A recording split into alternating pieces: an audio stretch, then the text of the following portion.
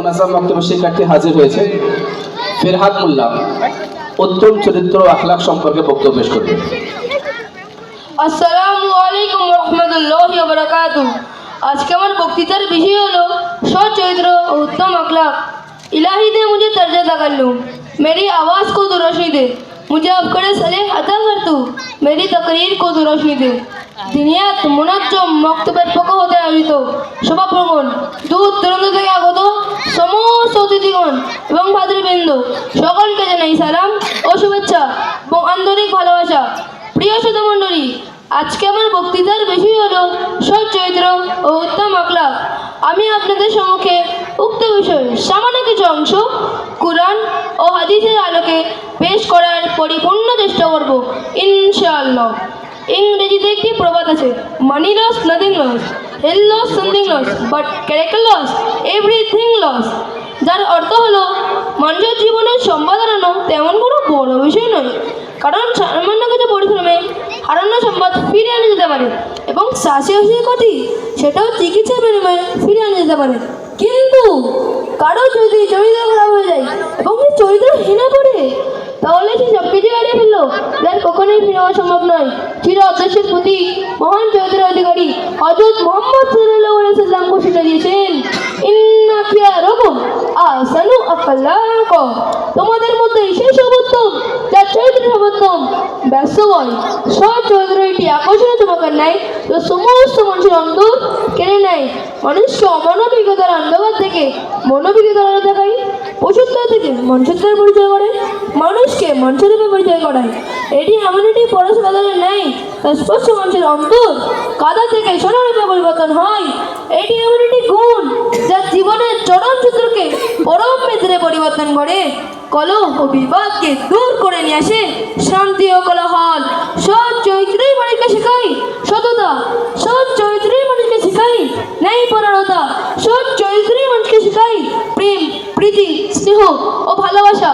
সম্মানীয় সুধী, উত্তম চরিত্রের মাধ্যমেই মানুষ সর্বাধিক জান্নাতে প্রবেশ করতে পারে। উত্তম চরিত্রের মাধ্যমেই মানুষ একজন রোজাদার ও নামাজীদার মর্যাদার অধিকারী হতে পারে। এই জন্য তো রাসূল সাল্লাল্লাহু আলাইহি ওয়াসাল্লাম সোনার দোকানে ইরশাদ করেছেন, আসকুলু শাইইন, কিয়ামতের দিন মিজানের পাল্লা সবচেয়ে বেশি ভারী হবে উত্তম চরিত্র।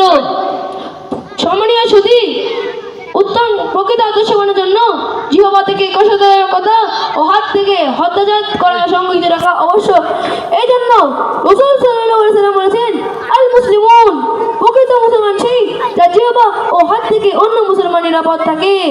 কথায় কথায় মানুষকে গালি দেওয়া, গীবত করা, মানুষকে অত্যাচার করা, লানত করা, প্রবণতা করা অনেক বেড়েছে। কাউকে তো এমনও দেখা যায় যে কথা বলার আগেও গালি দেয়, আবার কথা শেষেও গালি দেয়। যে আমার জানান করবে সে কখনো উত্তম চরিত্রের অধিকারী হতে পারবে না। উত্তম চরিত্রের প্রথম ধাপ হলো মানুষকে কথা ও কাজ দ্বারা কষ্ট দেওয়া থেকে বিরত থাকা। উত্তম চরিত্রের দ্বিতীয় ধাপ হলো মানুষের সাথে সৎ আচরণ করা এবং সাহায্য ও সহযোগিতা করা। উত্তম চরিত্রের দ্বিতীয় ধাপ হলো মানুষের সাথে অঙ্কুল্য থাকা এবং হাসি মুখে কথা বলা। রাসূল সাল্লাল্লাহু আলাইহি ওয়াসাল্লাম আশাজল থাকাকে এবং হাসি খুশি থাকাকে সৎকার সমতুল্য বলেছেন। সম্মানীয় সুধী, উত্তম চরিত্রের মধ্যে সবথেকে বেশি ভূমিকা পালন করে জিহ্বা। যদি আমরা ভালো কথা বলি, মানুষ আমাদের নিকটে হবে এবং আমরা যদি খারাপ কথা বলি, মানুষ আমাদের থেকে দূরে সরে যাবে।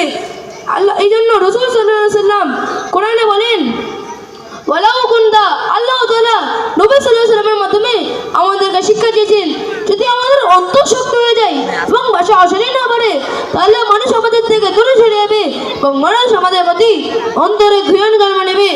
এই জন্য আল্লাহ তাআলা নবী সাল্লাল্লাহু আলাইহি ওয়াসাল্লামের আদর্শ ঘোষণা দিয়েছেন, ইন্নাকা আলা খুলুকিন আযীম, নবী জীবন দর্শনের মাঝে আছে তোমাদের জন্য উত্তম আদর্শ।